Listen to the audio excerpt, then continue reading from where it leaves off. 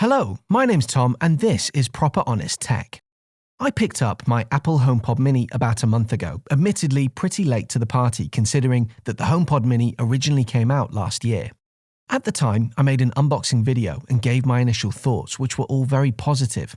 Since that time, I've had the HomePod Mini sat on my desk, using it every single day in some way or another, and so I figured I'd had it more than long enough to collate my thoughts together, let you know what I like about it and what I'm not so keen on, and who I think should buy one. So that's what I'm going to do in this video, my review of the HomePod Mini after around 1 month of everyday use. Starting with the basics, just in case you're unsure about what the HomePod Mini actually is. This is essentially Apple's version of a smart speaker for your home, something to compete with offerings from rivals Amazon and Google. It's the successor to the original HomePod, a device which Apple originally built as a good speaker and then kind of tacked on Siri, creating something which sounded amazing but was extremely underwhelming in terms of its abilities as a smart speaker. The original HomePod was discontinued in the first quarter of this year, with Apple making it clear that they were putting all of their smart speaker eggs, for now at least, in the HomePod Mini. It's a shade larger than a tennis ball and has this kind of mesh fabric around the outside of it, with a plastic base and a plastic top. One cable protrudes from the rear, which is the power cable, and thankfully Apple does give you everything that you need in the box to get this plugged in. Setting up is super simple using your iPhone, and if you want to see that process in action, I'll link to my unboxing and setup video in the description of this video. Around 90% of the interaction that you have with the HomePod Mini is going to be with your voice, with you speaking to Siri in the same way that you would on your iPhone, iPad, Mac, watch, TV, or CarPlay. The device is constantly listening out for the familiar trigger phrase, and once heard, the top of the unit will light up in this cool little mixture of colors as the speaker waits for your question, request, or command. I say that 90% of your interaction will be by voice because there is a touch-sensitive plastic top, and I did find that with this on my desk, there were certain things that I would more naturally do via touch than via voice. For example, if someone walked into the room and I wanted to pause the music to speak with them, I found it much easier to just reach over and gently tap the top of the HomePod rather than asking Siri to pause the music for me, which would have been my other option. Likewise, adjusting the volume up or down is easily done by tapping on the corresponding plus and minus icons, but you could also adjust the volume by asking Siri to do so if you wish. The touch controls are really good. There's no haptic feedback to let you know that your button press has registered, but in fairness, the unit is so responsive that it isn't really needed. I actually think it works really well, helping the HomePod Mini to maintain a really premium feel. So, with the HomePod Mini set up, what can you do with it? Well, you can do most of the things that you do with Siri in any other context, but you do need to keep in mind that you're somewhat limited by the fact that there is no display, so I think it's important to consider your usage case when thinking of buying one. I guess the first thing that you can do with this is play music, and in that respect, it's an excellent, if not mind-blowing speaker. The sound that comes from the HomePod Mini is seriously impressive for its size, especially as you begin to push the volume up. This is thanks to clever engineering on the part of Apple, creating a design that doesn't simply push sound out in one direction, it kind of thrusts audio out in a 360-degree field, creating a sound that comes from everywhere and nowhere all at the same time. It's really smart stuff and instantly elevates the listening experience way above that of pretty much any other speaker at a similar price point. It does lack in the bass department, although I think for its size that had to be expected. The HomePod Mini will also use its onboard computational muscle to both figure out where it is in your home and adjust its audio output accordingly, ensuring that it sounds as good as possible regardless of whether you put it on a bookshelf, in the corner of the room, or a bedside table, or right next to the TV. And speaking of the TV, you can use these as budget TV speakers if you wish, by putting one on each side of your TV and hooking them up to your Apple TV system, or do the same with a Mac computer.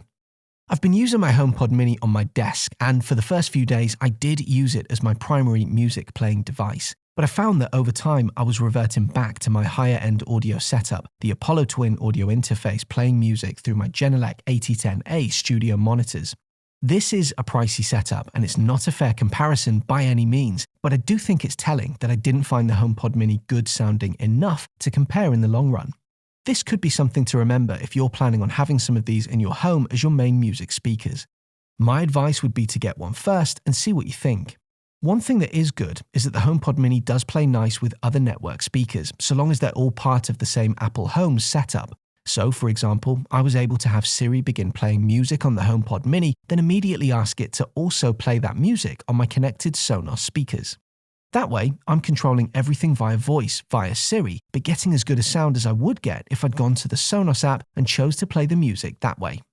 Beyond music then, the HomePod Mini is of course also a smart speaker, so you'll spend a lot of your time asking Siri questions or giving Siri instructions.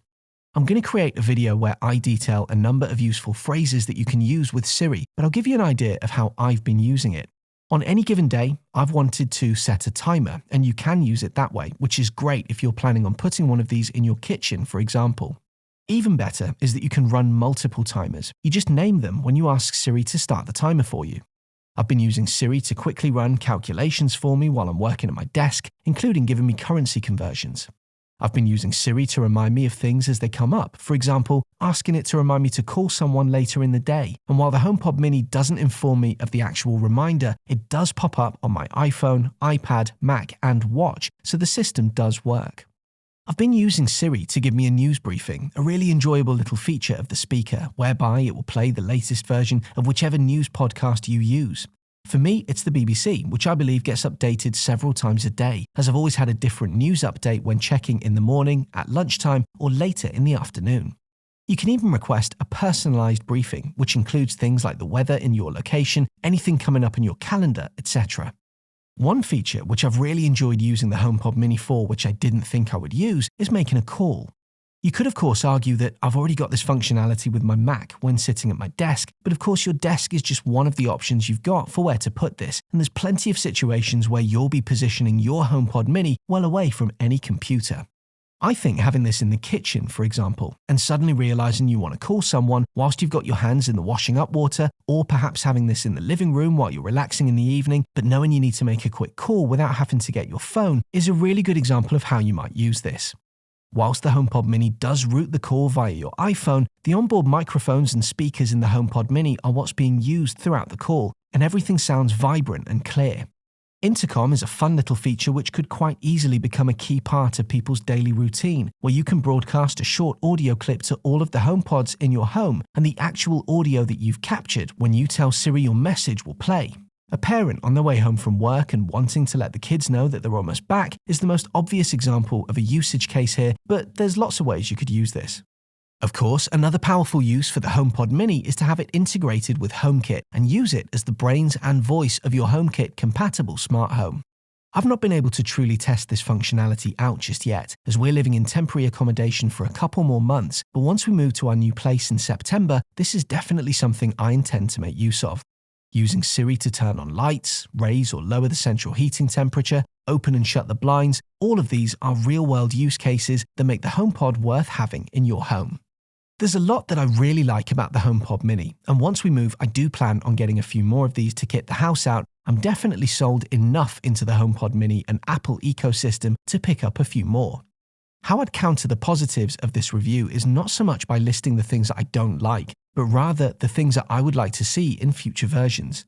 And I guess see is the key word here, as the one thing that I miss more than anything else is a display. My parents have a couple of Amazon devices in their home, and I love the interaction that comes from a built-in display. You can interact visually with things like your video doorbell or security cameras, you can watch YouTube videos and follow along with recipes, you can video call rather than voice call and see the person that you're speaking with. This, to me, is the next logical step in the HomePod product, and I really truly hope that the rumours of Apple working on some form of iPad and HomePod hybrid product are true. It's something I'd love to see. The recent marketing of the M1 iMac kind of suggests that Apple believe the real answer here is to stick a £1,200 computer in each room of your house, colour-themed for each room of course, but this isn't going to be a feasible option for the vast majority of us, and certainly not something I'm prepared to do. I could of course buy an Amazon or Google smart screen myself right now, instead of the HomePod Mini, but I don't, because I trust Apple with my data far more than Google and Amazon, so for me at least, the wait continues. So, would I recommend that you buy one? I mentioned at the beginning of this review that you've got to consider your own personal use case when thinking about the HomePod Mini. If you want a low-cost, high-quality speaker for playing music, especially if you subscribe to Apple Music, then this could be for you, so long as you're not expecting audiophile quality, jaw-dropping sound.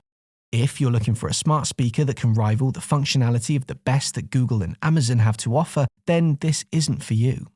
But if you're already familiar with and happy with Siri, and you're looking for a clean way to better integrate all that Siri has to offer into your home, then this is definitely for you. And at around £100, euros or dollars, it isn't going to break the bank too much to have a few of these littered around your house. What do you think? Have you got a HomePod Mini? Are you enjoying it? Or do you regret buying it? Drop me a comment and let me know. And as ever, if you found this video useful, please do consider leaving me a like and subscribing to my channel for more content like this in the future. See you on the next video.